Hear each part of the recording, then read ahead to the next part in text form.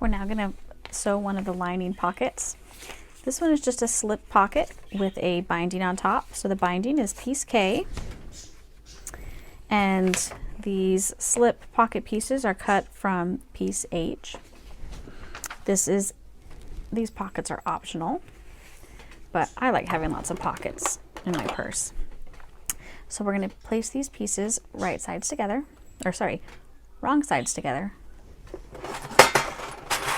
And we're going to bind them just like we bound the gusset pockets if you did those. And you'll notice the binding piece is a little longer than these pieces, and that's okay. We'll just cut off the excess at the end.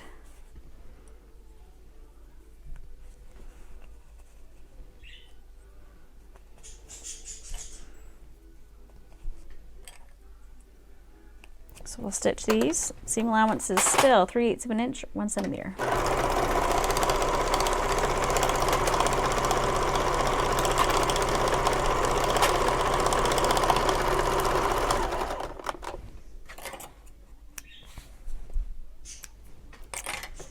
All right, and I'm going to turn this over so we can see the back. We're going to fold the raw edge of the binding down to meet the raw edge of the seam, and then fold it over the seam completely. And I'm going to reiterate what I said before in case you didn't do the exterior pocket. If your vinyl or whatever fabric, well, it should be vinyl. If you're using vinyl or something else that does not fray on the edge, and it's too thick and you don't want to have all these layers to sew over on the edges, you can just fold it over one time, and we'll be stitching from the other side, and then you will trim these off, trim the extra. But this is a pretty thin vinyl, and I know my machine can handle it. I've used a very spongy vinyl for one of my other purses that I made with this pattern, and I folded it down, stitched, and cut off the excess, and I was much happier with that.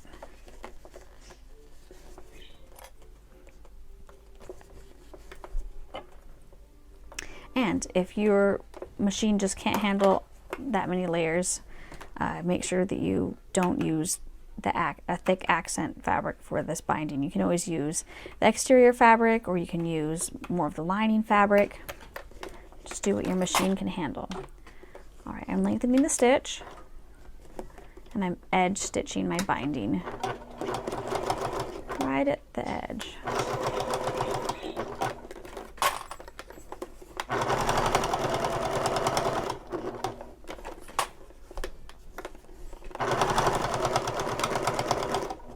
And of course I ran out of black thread and have no more brown. Or sorry, I ran out of brown thread and had to switch to black.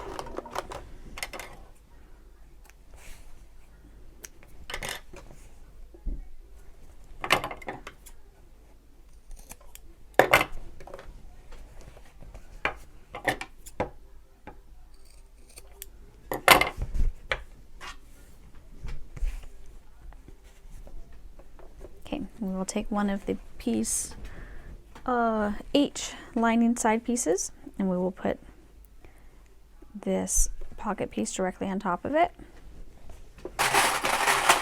and baste around the outside.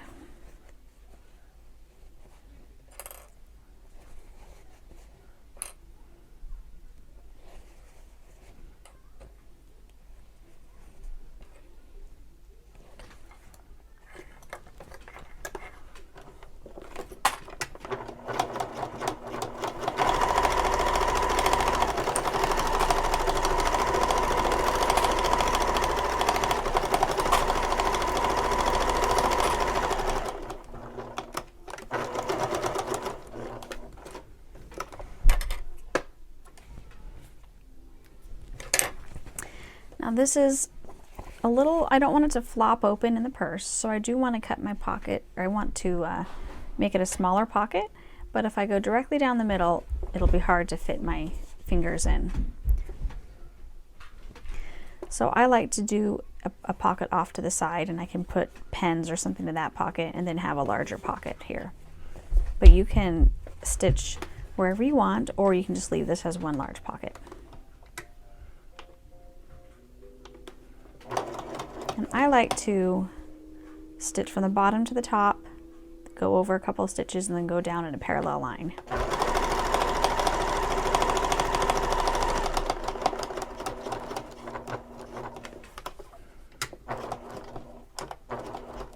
And when I'm doing the horizontal part, I go back and forth a couple times.